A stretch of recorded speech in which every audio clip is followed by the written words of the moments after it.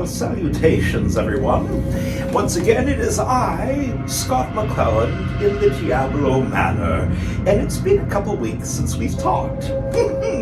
Well, I have spent the past 48 hours watching a franchise of horror.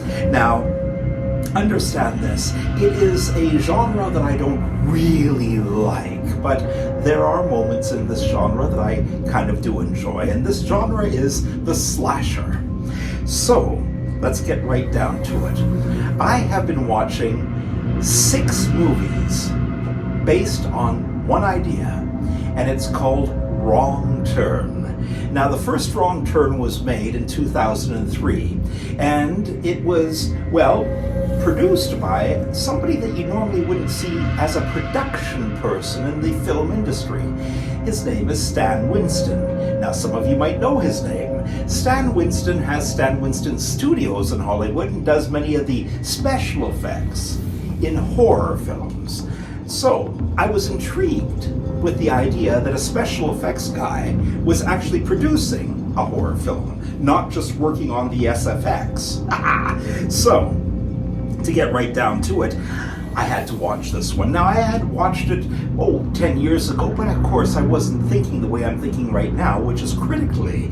And I must say that it's the beginning of an idea that could have been rather interesting, much like a Texas Chainsaw Massacre. I kind of liked the idea of the Texas Chainsaw Massacre. It was ultra violent, and it was hard to watch. But the thing about these slasher films is sometimes they get a bit out of control. Well, they introduce this family. Kind of like in a movie that would be about people that are hillbillies, but not your normal hillbillies, your inbred hillbillies, the "oh boy, nice to meet you, you got a pretty mouth" kind of hillbilly. And they created this little family for this film Wrong Turn that were hillbilly cannibals, and they were very inbred, they were freakish, and they kind of went in that realm of wonderful yumminess when it came to look. And I think that the character that stood out the most in the family was a character called Three Fingers, which was played by Julian Richings. Now, Mr. Richings is a character actor who has been in many films and TV series, including recently Guillermo del Toro's Cabinet of Curiosities, and he's been in Supernatural and many other TV series and, like I said, films because of his look. And he's a rather good actor, so he was a good choice for a killer. And I had high aspirations for this idea in film because, again, Stan Winston was involved, and that meant a lot to me as a horror lover. But I found that the film fell short from being a intriguing slasher, but instead kind of a mishmash of some really good killing ideas, but nothing really solid when it came to story. The first death takes place in the first 2 minutes of the film, huzzah, and there are a total of 9 kills in the film itself. Now, you'd think that this might be a great vehicle for more films to come, and somebody did cobble together some money for A Wrong Turn Part 2 in 2007. Now, the first one was 2003, so there was a 4-year period where nothing happened in the world of Wrong Turn, but then somebody came up with the idea of doing a second one.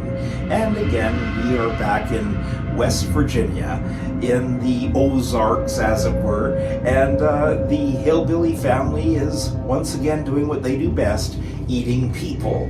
Now, the first kill in this movie, number 2, is in the first 4 minutes, so it takes a bit longer, not much, but again, it's a pretty interesting kill. And there's a total of 16 kills in this film.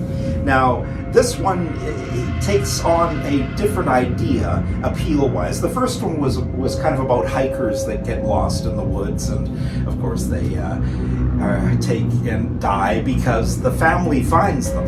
In the second film, it's got an interesting spin because they, back then, you got to remember this is 2007, did a reality TV spin on the film, a Survivor kind of idea. It was called Survival Apocalypse.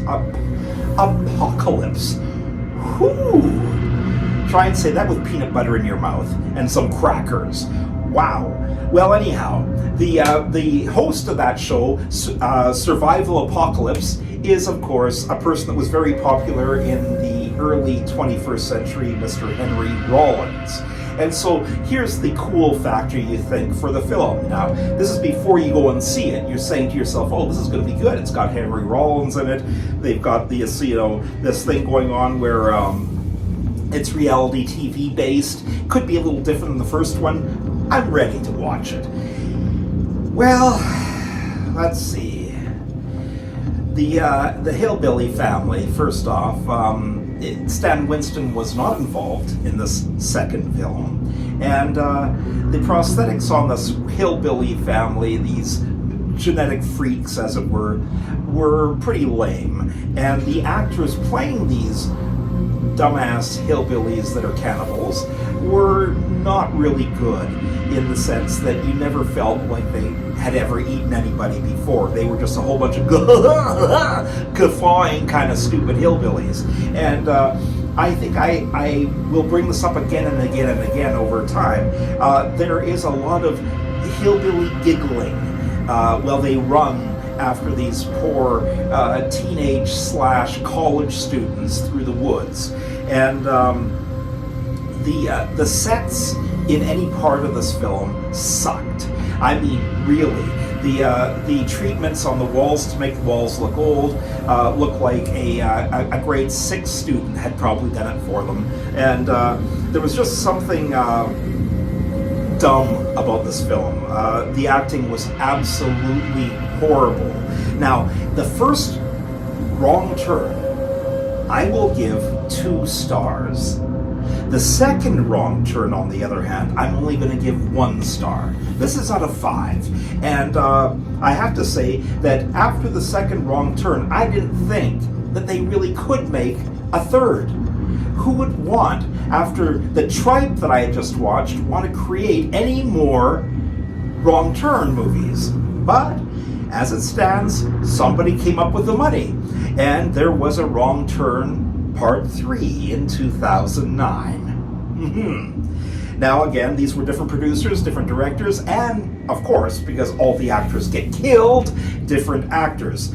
And in the first 6 minutes, there are 3 kills. Surprise! Not just 1, but 3 kills. So if you do go and watch any of these, you will know that the killing is, well, there pretty well all the time. And there is a total of 15 kills in the film itself.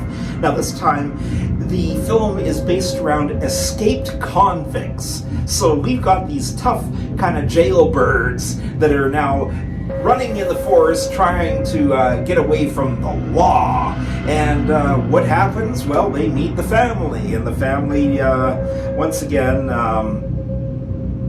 has the same active consistency as movie 2, which means it sucked. But because of the fact that they had just a bit more of a budget to do it with a penitentiary, I'll give it 2 stars, but not for story. And really, the special effects, again, could have been done by a grade 10 student that really loved horror movies. It just felt that way. It was like, you know, the blood wasn't quite the right color, and the things that were happening just weren't that believable. But again, this is the slasher genre, and we're supposed to suspend our disbelief and hopefully believe that these cannibalistic hillbillies are frightening. Well, Part 2 and Part 3 so far didn't frighten me in the least, and the gross out factor wasn't really there.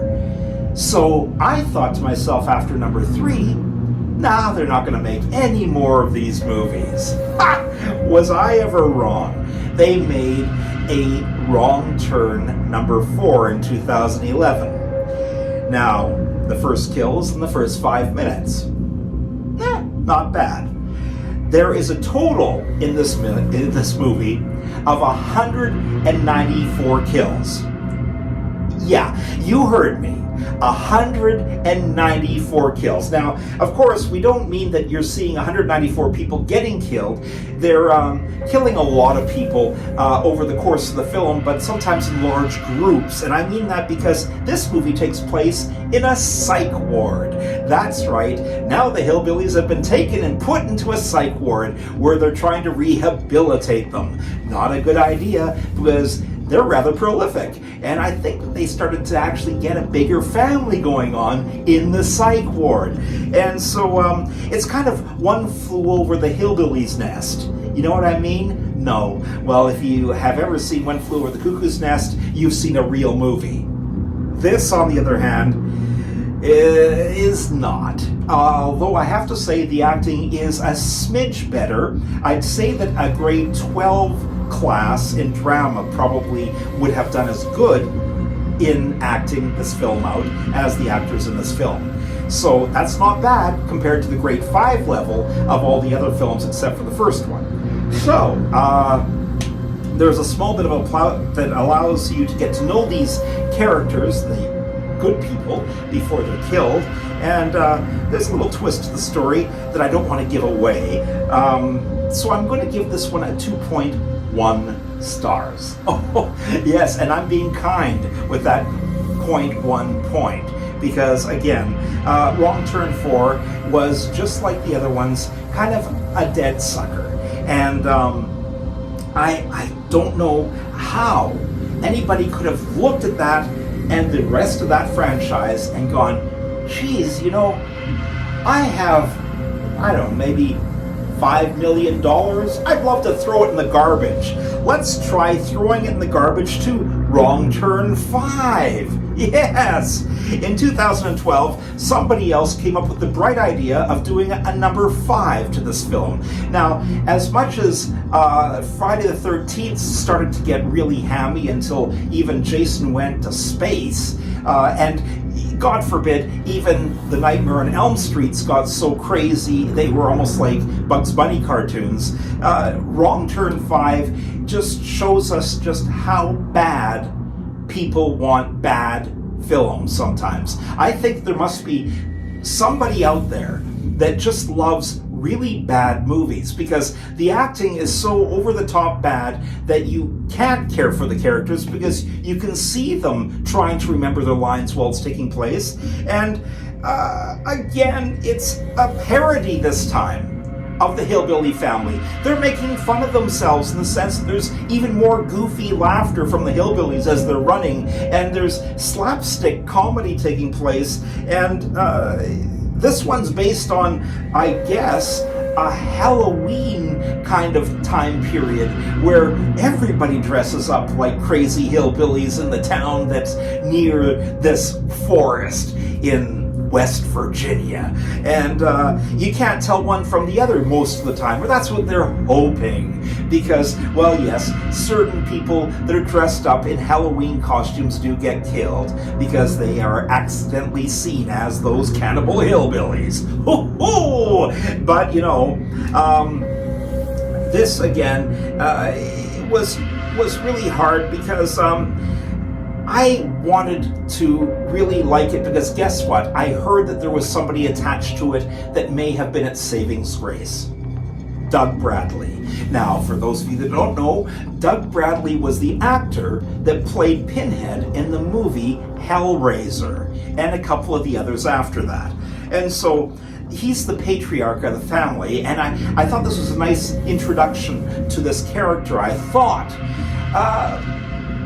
But whoever was directing Doug Bradley, and maybe, and I don't want to put Mr. Bradley down, he probably just wanted the paycheck and was basically phoning this one in because it was a really lame attempt at being Hannibal Lecter behind bars. He does get taken by the police and put behind bars at one point, and most of his acting is done behind bars from then on. And it's really not that good, and it's not believable, and it is a horrible attempt at nothing. This movie, again, sucks the big ding-dong, and the acting goes back to the second and third installment. It's crap. The acting sucks, and there is so much gratuitous sex to fill in the time where they didn't know what they were writing that it's impossible to watch. The horror series wants to be loved, but it misses the mark every single time. I wanted to turn this off 5 minutes into it. No, I'm lying. I wanted to turn this off 20 times while watching it, and that's because it was, my eyes were bleeding. I was now into the fifth wrong turn. And this is like a lot of my life has been sucked out of me trying to watch this shite. And I was sitting there trying to get through it. I'm going to give this one, and I'm sorry, Doug Bradley, that you're in it, but I'm going to give this one a 0.1 star. And although there are, in the first 6 minutes, the first kill, there are only 11 deaths, and again, it doesn't matter how many of these people died, even if it looked like it was kind of a cool idea, it wasn't cool enough to save anything that was going on the screen. I tell you, it was just one of those things where I wished somebody would just put an axe in my face. But then I thought to myself, as the credits were rolling, well, thank God, it's over. No, it's not. Because you see, there's A Wrong Turn Part 6, which was 2014. Now, please understand this. All of these have been huge failures, and after the first one, each one of these movies went straight to video. None of them had a theater release, and I can see why. The first kill happens in the first 4 minutes, and there are a total of 12 kills in this one, and the hillbilly family is back, and they're as stupid as ever. Like, I mean, the acting is horrid, and they've taken these actors from the other 2 or 3 films that played these hillbilly cannibals, and they said, you did a great job, we're gonna have you do it again. And you know what? The giggling is incessant, and they don't look like they're really crazy or anything. They're just wearing bad prosthetics and giggling a lot while they kill. And good God, this time, the plot is, there is this family that has inherited a mansion. What? A mansion in West Virginia, off that forest. And somehow, the people that are living in the mansion, this brother and sister, who are pseudo-normal, just happen to, well, like the rest of their family, so much that they actually help their hillbilly cannibal family out whenever they can. And so the rest of the family that's moving into the mansion, that has, through their inheritance, learned that they have just gotten themselves into this big, beautiful place, are now moving into a place filled with hillbilly cannibals. And 2 people, a brother and sister, who sleep together. And, they must have pulled some big favors to get this mansion, because there is no budget in this film otherwise. The acting, once again, is super subpar. Like, I mean, horrible. And it's filled. Like, they try to create an intriguing backstory, and they fail. And the gratuitous sex, oh my God, it's so awkward and hard to watch. It's a constant. They're like, oh God, we don't have any dialogue. Wait, we don't have any story. Let's put in 6 sex scenes that take 10 minutes in the film. Oh, that's a good idea. Oh, they're gonna love that. No, we're not, because you can see that these actors have never done anything with each other, and there's nothing. It's bad porn, and you know, some people want to watch that. I'm not one of them as a person that really enjoys horror. Nothing scary about this, nothing at all. And you know what? It's the 6th wrong turn.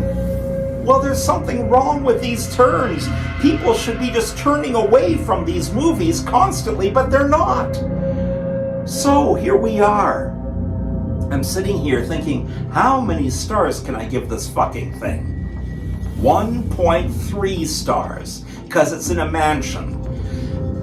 Not because there's any fucking plot at all. There is nothing redeemable about this movie. And I'm glad that it only went to video, and hopefully only to VHS and not to DVD. Although it's, well, made in 2014, so it went to DVD and not Blu-ray probably. So anyhow, that is a horrible, horrible thing. We have this franchise that's been created on shite, and it started with a germ of an idea that could have worked if they would have kept, oh my goodness, if they would have kept Julian Richings as Mr. Three-Finger Hillbilly. And if they would have kept Stan Winston, maybe he would have learned from his little mistakes that he made here and there and everywhere, and maybe made a better second one and third one, etc. But no, instead, I think they were allowing people in Hollywood, or maybe there was a writer's strike on that I didn't know about, but they were allowing people that needed a chance to actually make these films, and well, the chances they were taking were horrible. So here I am. My eyes and ears are bleeding. I have fallen asleep countless times and had to punch myself in the face to wake myself up, because yet I had one more to watch. Now, understand this. I just completed this one 25 minutes ago. And so I have spent all of today and all of yesterday watching wrong turn movies. So I was dreading the idea of watching a 7th one, because this one was 2 hours and 4 minutes long. It was made only 2 years ago in 2021. Well, guess what? They rebooted it. Somebody came up with the idea that maybe there shouldn't be a hillbilly family. Maybe there shouldn't be hillbilly cannibals, and maybe they should do something smart, like write a script. And maybe there shouldn't be any gratuitous sex in the script. Well, surprise, surprise, surprise. As a matter of fact, the only thing that kind of stays true to the other films is it does take place in West Virginia. But apart from that, nothing is the same. Oh, praise the gods! And I'll tell you something. This is actually a good horror film. Now, if you want to watch any of these movies, just watch the very first one made in 2003 and then skip the shite and get straight to 2021 for the reboot. Because the reboot is, well, very good. And it has a protagonist, star, that many people know, and that's Matthew Modine. Now, many of you also know that his career has been going back up again since the 80s because he's on, well, Stranger Things, the TV series, and a rather interesting character at that. So, here we have a movie with Matthew Modine as a father. His daughter's gone missing. No spoilers here, I'm not going to tell you much more, except for the fact the first kill is not in the first 3 minutes, 6 minutes, or even 10 minutes. The first kill is in the first 20 minutes, which means that they're actually telling a story before the killing happens. And it's not like the kill is gratuitous. The nice thing about this film is, although it is a sort of slasher, this is a real movie. This is actually, well, it's like an independent art house film. There's something really nice about this one. It's filmed very well. The sound is fantastic. The music is great. The film style, everything about it is a brilliant thing. And the acting. Finally, somebody had the budget to pay for real actors. That's right. Even the young people, the young college-y type people, are good actors. So suddenly, I've been saved after watching 6 horrible movies. The 7th one is actually one I really enjoyed and almost didn't want to end. The nice thing about this was it wasn't about a hillbilly family. Instead, it was about a forest cult, a group of people that were kind of part of a weird cult. And were they cannibalistic? I don't think so. They were living off of Mother Earth. And it was interesting because this plays into the really interesting way of making people excited about horror again. There's tension, there's chaos, there's mystery, and it reminds me of like The Wicker Man, Children of the Corn, Midsummer, and The Witch. Now, pardon me, that's exciting to me because this one here, this reboot, just called Wrong Turn 2021, actually is worth it. So what you're going to get out of this after watching the past 15 or 20 minutes of me yakking away here is that you can watch one film right now that is worth watching, so you don't have to waste your time watching this other shite, unless you want to. But trust me, it's torture. And don't do what I did. Don't do a marathon of them. It's not like a marathon of Lord of the Rings or Harry Potter. Oh no, this is a marathon there where you're sitting there and you're not gripping your seat because you can't wait to watch things. You're gripping your seat because you've got to take a piss, and well, maybe you'll just piss where you are because fuck it. It doesn't matter anymore. Life is over as you know it because it's horrible what you're experiencing. Yes, that's right. Now, please, let's just tie this up in a pretty little bow. I've given some shit stars to all these movies, but at the end of the day, I'm going to give the 2021 version of Wrong Turn 4 stars out of 5. That's really good. Now, I mean that. That's really good. So, my friends, I thank you for listening to me again today. Thanks for joining me here at the Diablo Manor, and I will be seeing you again soon. I don't know if I'll sit through a 6-movie franchise again, but I'll try and watch 2 or 3 in a row so I can kind of cobble together my thoughts about a certain genre just for you. I'm Scott McClelland. I'm an opinionated monster, and it's always good to see you. Have a great one. Oh, and later on, sweet nightmares.